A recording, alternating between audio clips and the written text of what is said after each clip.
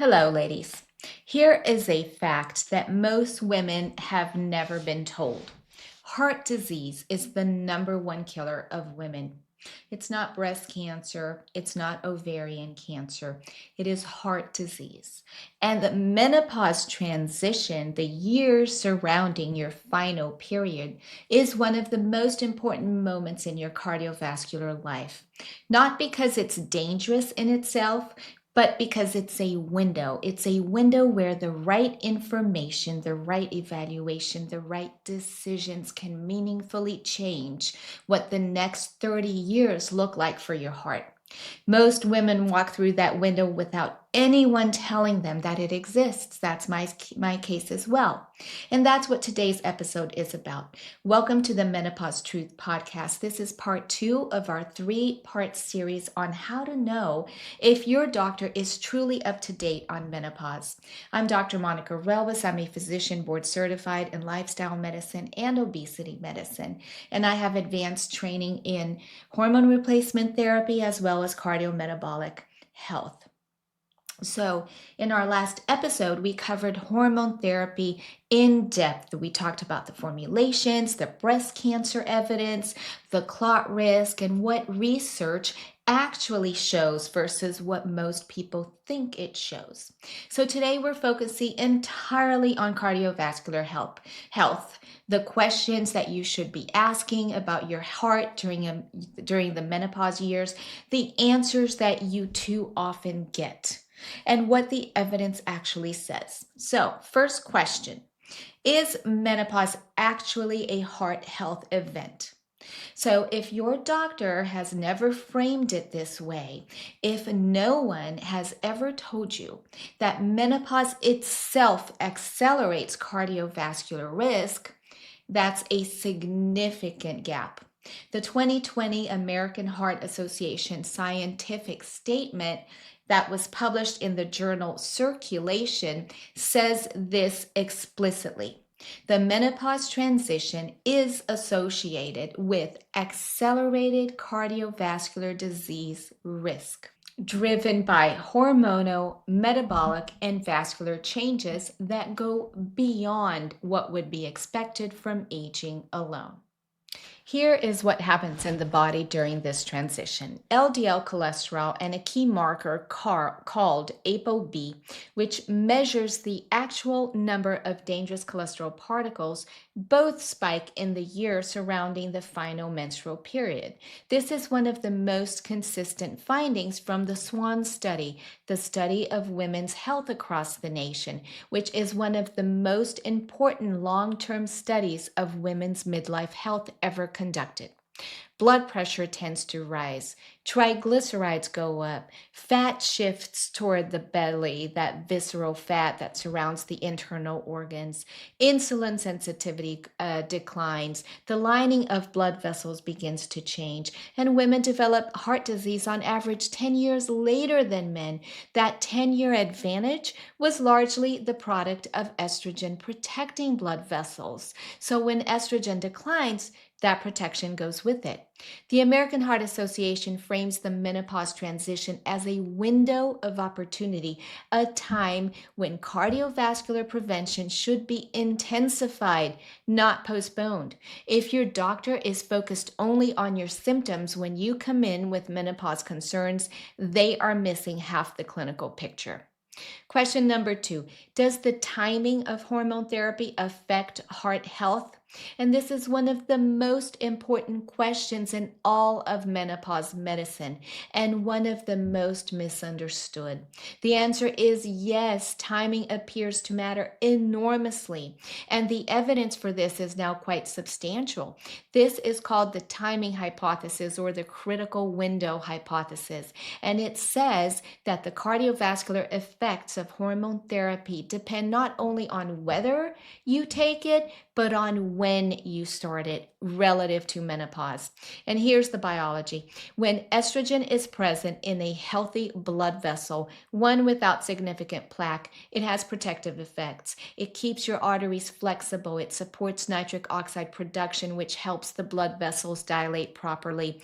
It reduces inflammation, and it promotes a favorable cholesterol levels as well. But when estrogen is applied to a vessel that already has significant plaque buildup, the effects can be very different. And this helps explain what looked like a contradiction for many years. Observational studies which followed women from the general population who chose to take hormones consistently showed that hormone therapy was associated with lower rates of heart disease. But then the WHI, which enrolled older women, many of whom already had cardiovascular risk factors and were more than a decade past menopause, showed harm. Same treatment, different population, different results.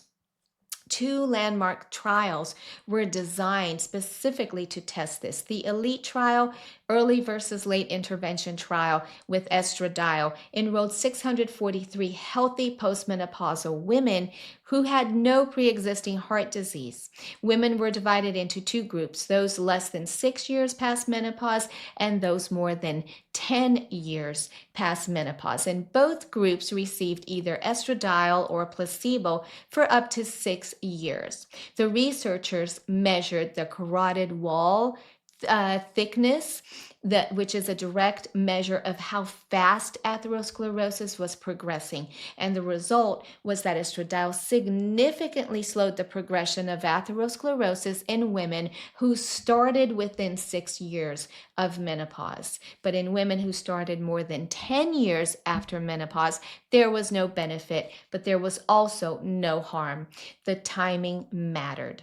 The second trial is the Danish Osteoporosis Prevention Study, also known as DOPS, and it randomized over 1,000 healthy women who were on average about 7 months past their final menstrual period.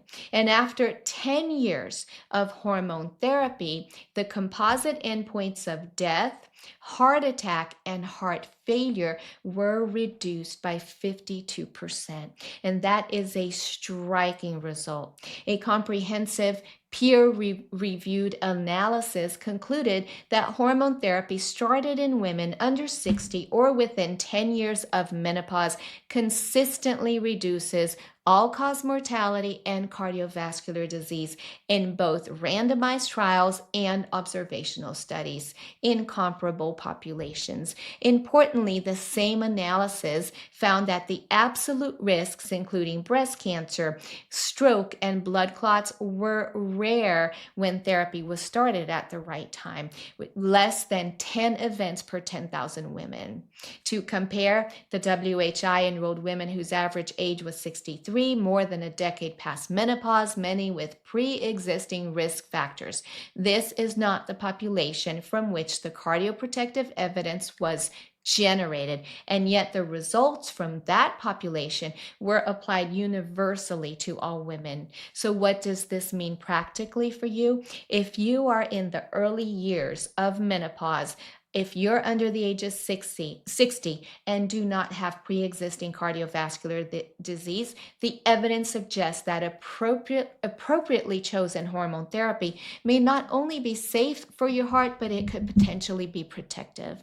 And if your doctor is still citing the 2002 Women's Health Initiative studies to tell you not to use hormone therapy and not discussing timing, formulation, or your individual risk, then their understanding of this evidence needs some serious updating.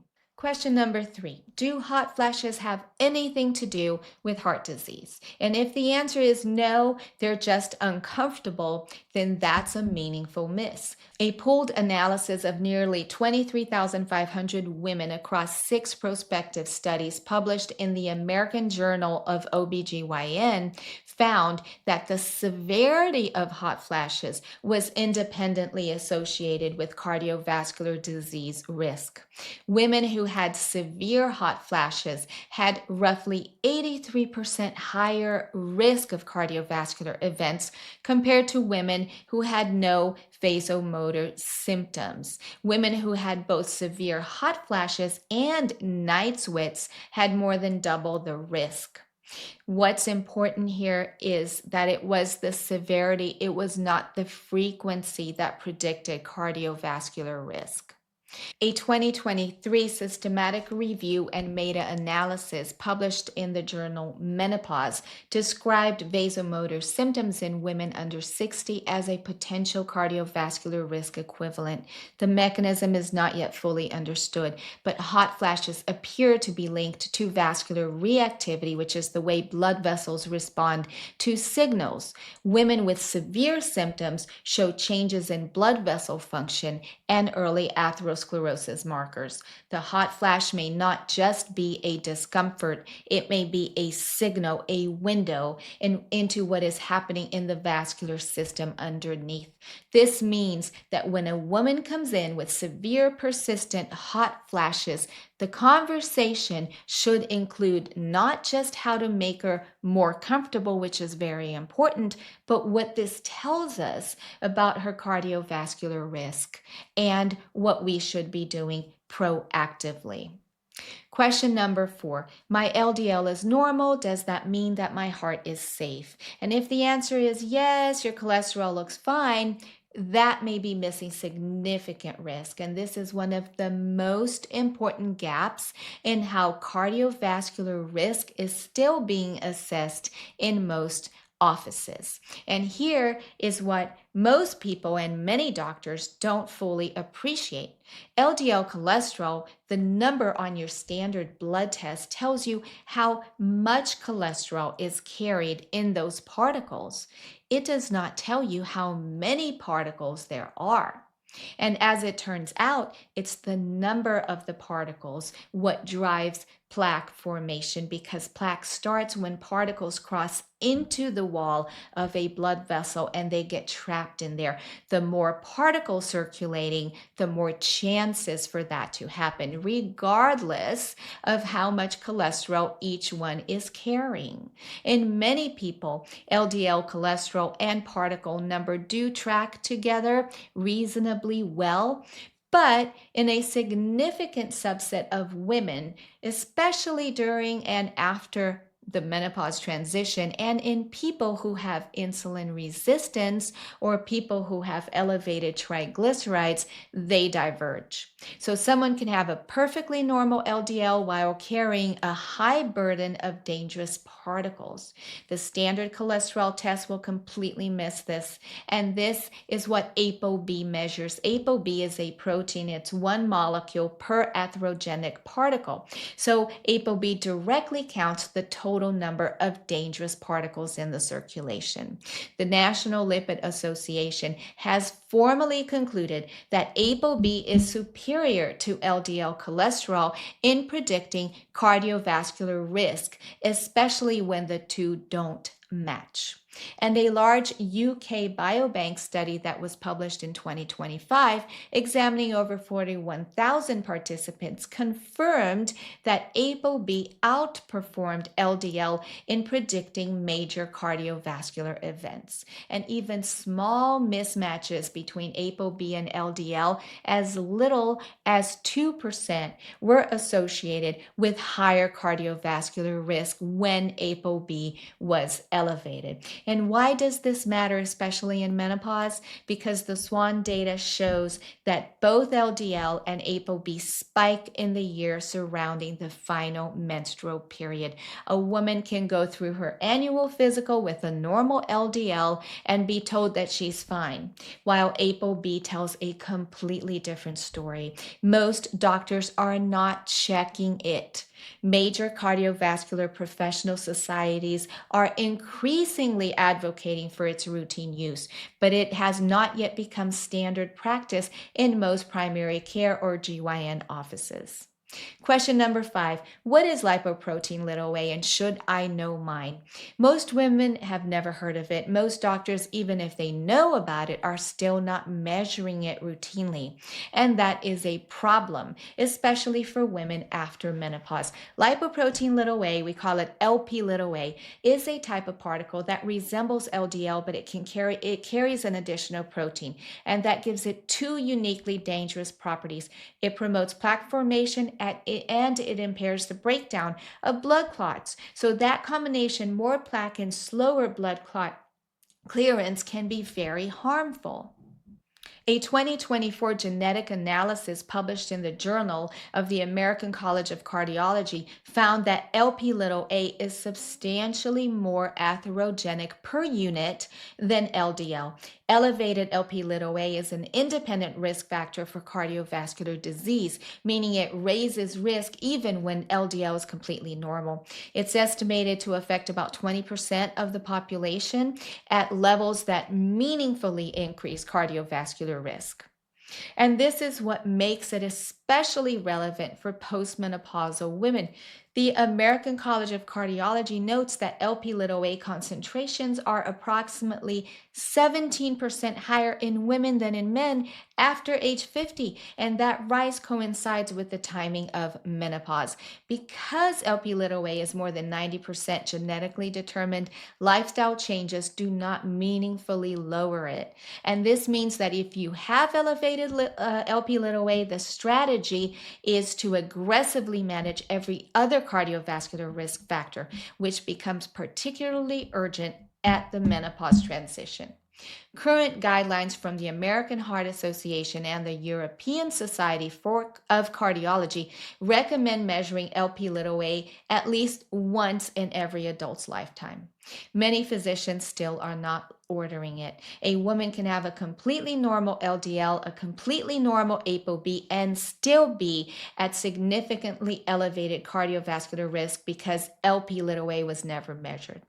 Question number 6. My HDL is high. Does that protect me? And this is one of the most common misconceptions in cardiovascular medicine. The assumption is that high HDL, which people call the good cholesterol, offsets the risk from dangerous particles. The reality is more complicated than this. Several large clinical trials tried raising HDL pharmacologically, and they failed to show meaningful cardiovascular benefit even when HDL levels rose substantially. And this suggests that HDL as a number is not as protective as we once believed it was. Modern cardiovascular risk assessment focuses much more on the total burden of atherogenic particles, which is captured by ApoB, and on specific risk factors like Lp little a, insulin resistance, and blood pressure.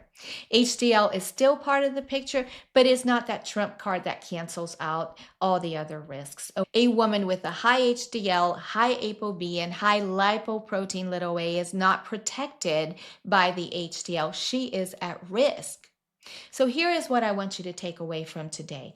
Menopause is a cardiovascular event, not in the sense that it's dangerous in itself, but in the sense that it changes your cardiovascular biology in ways that deserve attention, evaluation, and a proactive plan. The conversations most women are having with their doctors about their hearts during menopause years are not complete.